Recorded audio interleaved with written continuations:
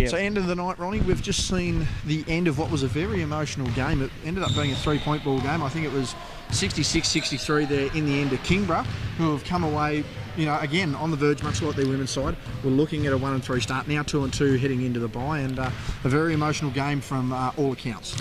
Yeah, from what I've seen, it was very ebb and flow, back and forth type thing. A little bit of, we'll say, controversy, JB. Sam Ewell was ejected from the game after receiving his second technical foul for some dissent. And then Greg Dolber picked up a technical foul late in that fourth quarter. So a lot of emotion, a lot of passion playing out here, and obviously referees doing the right thing by clamping that down. Absolutely, you've got to contain the physicality. Apparently a technical foul, I don't know if it was an unsportsmanlike, but a technical foul, both to Josh Ewell and apparently Jacob Richards as well. So a lot going on, and it happened to be the game we actually didn't film for Game of the Week. So you just can't help that. But I mean, we look at the way that things panned out. A 50-50 night there. I predicted that the Hobart women were certainly going to get the win there. Unfortunately, I predicted the Southern women to get the win. They unfortunately didn't get that there. The Hobart men getting the win. The Clarence men going down. I did predict them to win. Kingborough getting the win there. The Kingborough women getting an easy victory there. So as we head into the last round of the quarter there, Ronnie, is there any surprise packets so far early on the season? No, not really. I think we're steady as we go. As we did say in the broadcast in the Hobart Phoenix Southern Wolves game, Hobart Phoenix now on top and look like firm favourites in the women's competition. So therefore, JB, we kind of predicted them third, and all of a sudden they kind of proved us wrong in the first few weeks of the comp. So very interesting to see that. I think, and in the men's perspective, I think that's going as smooth sailing as you can get. Yeah, we're pretty balanced up there. I mean, 2-1 to the Spartans, 2-1 to United, 2-1 to Phoenix. We're 50-50 for Kingborough at the moment. So, I mean, a complete mixed bag there, which is what you want to see in a competition like this. So, I mean, I reckon that'll wrap us up, and we'll be back in the studio shortly, won't we? Yeah, we sure will. So we'll take a quick break, and then we'll be back in studio right after this.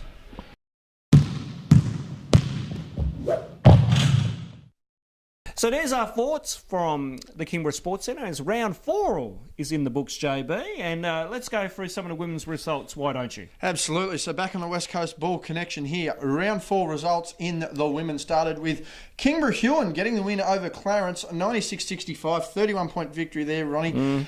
For the Kings, Madeline Morada, as we can confirm in what will be a little clip at the end of the video. You might have not caught that last week. 39 points to her, 17 points to Bianca Bell. Meanwhile, for Clarence, Emma Waller, who's actually in the system as Waller Emma. Emma Waller with 17 points, and Lily Demagny with 16 points as well. Meanwhile, as we jump over the main event game, and what was tipped to be game of the round by me, yes, didn't really pan out, did it? Accidentally there.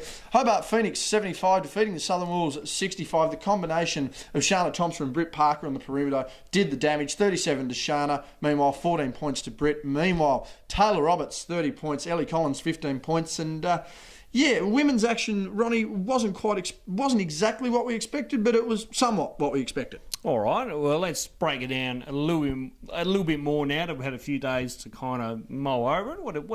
What's your take out of it? Oh, well, there was no doubt about it with Kingborough. Always expected to get the win against Clarence, who held their own for a half there, actually. Shout out to everyone there at Clarence who actually did a really good job. But Maddie Morada, the big difference there, down low, just a taller presence. And again, you had Bianca Bell and Pera Rhodes working well. Taya Stevenson missed still with the Achilles complaint, managed to suit up, was in uniform Friday night for the Huskies, but nonetheless wasn't available Wednesday. Meanwhile, in the women, a slow start actually for the Wolves is really what killed them. By the time Hobart got out, the lead really was never attained back. Did look like it was going to be close, 5 points heading in to the last quarter, but Hobart just managed to getting away and playing some really good physical defence there for the Wolves, managed to get them over the line, really. So, yeah, an interesting round of women's action. Good to see. All right, let's have a look at the results from round 4 in the men's competition. As Hobart Phoenix get the win over the Southern Wolves, 78-60. Cam Brown had 23 points, while Corey Davey had 20. For the Southern Wolves, it was Zach Buick with 16 and Isaac Collins with 11.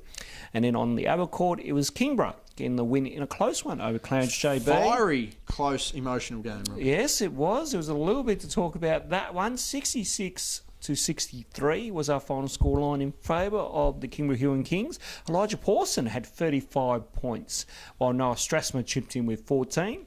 And while for Clarence, it was Matt Young with 33 and then Jacob Richards 11 points. So, yes, as we mentioned, interesting game, that one, because there was a bit of controversy towards the end of that game. And fair to say, rivalries are still around in this league, JB. Emotions running high, particularly in the Kingborough-Clarence game. 5 technicals, some unsportsmanlike. Sam Ewell got tossed. Really strange night. And, of all the games we expected not to be tight, it was certainly this one and actually went the wrong way. You'll actually recall my bold connection. I predicted that Kingborough could potentially cause the upset of the round against Clarence, and they did. So I'm going to just chalk my tips up a little bit there. But we'll get to that a little bit later. But, Kingborough-Huon, they really come out, really started going. We actually spoke to Elijah Pawson before the game. We just said, shoot the ball. He's a capable shooter. He's a really good shooter. And evident there with 35 points. Noah Stratsmer again. Both guys on the Southern Huskies roster there. The Hobart Huskies roster, my apologies. Yes. So they're both capable players. Matt Young playing with the Hobart Huskies again, capable player. Jacob Richards, Hobart Huskies, capable player. So it's a really stacked, talented game there. Matty Young having to carry the load. But, technicals and sportsmanlike ejections, really emotional game. And I actually think that Kingborough probably got in the head of Clarence there. Sam Ewell not being on the floor, a big absentee there for most of the game, but nonetheless, Kingborough able to get the job done. Meanwhile, as we look at the Hobart versus Southern game, that one actually was looking pretty good there at one point. Got within, the 10-point margin there, and you just wondered, could they hang on? But unfortunately not. Hobart really able to stretch the floor there again. Cam Brown, Corey Davies, Nick Parker, Laura Tett able to get the job done. Robbie Inch is still going around. They're a really deep roster. We could go on for weeks there. Joy Hargrave playing well as well. Unfortunately, the Wolves, just a bit young, inexperienced, no one able to get it. BJ Radcliffe back for the second week. And interestingly enough, Ronnie, at one point, BJ actually brought the squad out onto the floor. I can't recall whether it was half-time or three-quarter time. He brought the entire squad out on the floor and explained to them, about passing and not collapsing down. He was really frustrated, and colourful would be the language I'd use to describe in BJ's spray there. But no, they're an up-and-coming side, the Wolves, and they're just trying to do what they can do. This week will be interesting. A few injuries and a few missing, Ronnie, but Glenorchy coming back into the fold as well after a bye last week. As we mentioned, their women's not doing too well. Back to the drawing board for sure, and the men really shaking things up. If we actually look at the ladder, which we'll have on screen right now, you've got 3 teams at 2-1. You've got Kingborough-Huon at 2-2, and then obviously you've got 0 and 3 start for the Wolves. So really top of the table sort of stuff there. 4 genuine contenders in the men's. Meanwhile, we'll quickly look at the women's there, and they're all separated a game apiece, as you can see, and Hobart really coming to the forefront there. All right, let's have a look at round 5 now in the Hobart Senior Basketball League, and it all tips off, of course, Wednesday night. Let's have a look at the women's first, JB. On court number 2 at 6:30, it is Hobart Phoenix taking on the Glenorchy Spartans, while over court number 1 at 7:55pm, the Southern Wolves take on Clarence United. Spartans are in a little bit of trouble here, I feel, although the absence of Macaulay, if she does have what is a suspected calf injury, could play a factor. However, Glenorchy not really having a big wouldn't have mattered anyway. So, you take Kylie out. Okay, it's a bit of a factor there, but I just think Britt Parker, Shana Thompson are going to be able to get the job done. Molly Sinnott, the likes, are just going to, take control. Now, Kate Berry with some experience, if she's in the fold, in the lineup there, could be interesting. Not sure how Rebecca Hield's doing with her shoulder injury. That'll be interesting to see if she's playing or not. I do doubt that, though. And I'd have to say Hobart in that one, and we'd probably be close to 20 points. Meanwhile, Southern Wolves, Clarence United, if Ellie and Taylor are playing, I think that's about it. No offence to the Wolves. But I do think the Wolves are going to want to look to start strong again. One thing that did... Sorry, not the Wolves. I apologise for Clarence to start strong again. Again, the thing that hurt the Wolves last week was a slow start against Hobart, letting them get the jump and really not being able to chase that lead down. So if Clarence get a lead, make the Wolves work for it a bit, it could be a really interesting matchup, but I just feel that the Wolves are probably going to come over the top again by about 25-30 points at least. All right, let's have a look at the men's now. And 6:30 on court number 1, Southern Wolves take on Clarence United, Well, on court number 2 at 7:55, I think are we calling this game of the week? This JB? is game of the week, Ronnie. Rightio. It will be Hobart Phoenix taking on the Glenorchy Spartans. So Southern Wolves, Clarence United in the men. Seeing whether Sam Ewell's playing on it now, he was ejected. Now I'm not sure whether that's what will play out there, whether an unsportsmanlike and a technical are costed or 2 technicals. There are some not some litigation, but there are some limits and rules as to what can and can't get you essentially reported and suspended for a game. So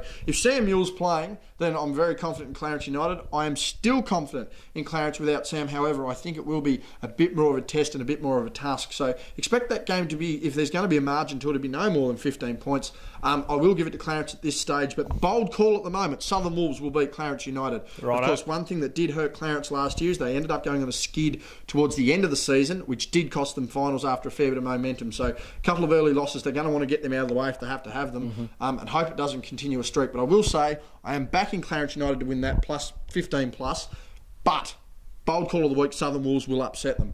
Meanwhile, Hobart Phoenix, Glenorchy Spartans, again, game of the week, no doubt about it. I have heard personally from Corey Davies that he is suffering a bit of a groin complaint, so he's not going to be available, or potentially not available, for this squad. Meanwhile, for the Glenorchy Spartans, I'm pretty sure they're running at a full strength. Robbie Inch is also potentially missing this week, so that could be a bit of an issue there. I think he's got work commitments as such, so that'll be interesting there. I am probably looking at the Spartans to take this one. Coming off the bye, fresh legs, they've been able to scout a little bit and assess a little bit. I did see the Smith brothers, Connor and Liam, down at the Kingborough Sports Centre last week, had a bit of a chin wag with them, so I'm going to assume they were down there keeping their eye on it, just having a look. But yeah, I'd be confident saying the Spartans, but again, game of the week, and again a 5 to 10 point margin at best, Ronnie. And as we see, Kingborough-Huon the bye for both the women's and the men's there, and similar situations, they're both 50-50. Potentially we're looking at a 1-3 start last week, and that didn't happen, so a lot of confidence there, and they're the real shaker and mover really in both. You're not going to sit there and rate them as the outright chance in both, but they're able to scrap, they're able to get wins. You know, they've got reasonable rosters around them, and again, last year no one would have predicted the Kingborough men at one point to have made the grand final. Yes, so that's true. There's always the potential to see them shake things up, so they've gone to the drawing board pretty happy as a cam, I'd suggest, Ronnie. All right, that's JB's take for the round coming up in round 5 of the Hobart Senior Basketball League. Now, don't forget to follow us on all of our social media platforms. So let's give the Facebook page a bit of a shout out, JB, on Hobart Senior Basketball League. That's where you can keep up to date with updates, results, photos, links to our highlights and full games, all that sort of stuff. So definitely hit us up there. Again, the YouTube channel, you can hit us up there as well. So that's pretty much just highlights and game footage as well. So be sure to check us out there. And of course, Ronnie, you can catch us on our own little channel. Absolutely, on the West Coast Ball Connection. In fact, where they are right now. Absolutely. So give that button a subscribe and follow us on that. You can also follow us on Instagram at WCBC7467. And the same on the Twitter as well. Yeah, absolutely. JB's done all for me there. And that's all we've got time for in this edition of the West Coast Ball Connection. But before we go, JB, you were able to get down on court and speak to a few of the Kingston people in an exclusive. JB. Yes, I did manage to run into Madeline Morata, or Maddie Morata as she prefers. Yes. Managed to run into Rose Michael, and managed to run into their quote-unquote coach, player agent. Don't know what he really does, don't know who he really is. Okay. That Pete Stone guy. Right. People. Ran into those three, and they had some interesting comments throughout the game, and particularly Maddie and Rose. So we're going to throw to that at the end there, and I reckon that'll just about do us for this week, Ronnie. All right, it sounds good. On behalf of Justin Bryan, I'm Ron Riggs. This has been the West Coast Ball Connection, and we will see you next week. Would you like to make any comments, Pete? Recorded comments, Pete? I just arrived, mate. I don't know what to say. He's just arrived, doesn't know what to say. Managed to just coach his team to a win. Congratulations on that one. Inside ball there to Macaulay, unable to do much with it. Gives it back to Parker. Parker's missed that one. Over the back on Roberts, not called. But Shaw with the ball coming back down the floor. Pete, you must be pretty impressed with your win. I'm happy with any win, mate. I'm always impressed with any win. Just one win. Collins finally getting one to fall after almost a quarter of silence. 2:24 remaining, 41-24. What did you make of the girls this week? A little lethargic last week, but they've managed to hit the board, particularly without Taylor. Taylor was a big loss. However, we adjusted well. Different people stepped up in her absence. Pia played well. Bianca played well, and as always, Maddie I can't even Marada. Marada. She's Marada. criticised us. Marada. Marada. She played well. All right. You've heard it there first from Pete Stone. This is a man who's gone from the prospect of being 1-3 to 50-50 on the season and looking a bit more positive than he did. And a bye next week, so they'll go in 50-50 after the first quarter. Here comes Maddie for an interview. She kind of looks keen, kind of doesn't look keen. Doesn't matter, we'll try and stalk her on that. We can do now. We're here for a post-game interview. Madeline, how are you? How did you handle that? I'm her player agent. My name's Peter Stone. This has not been organised through me. I'll give you $50 later.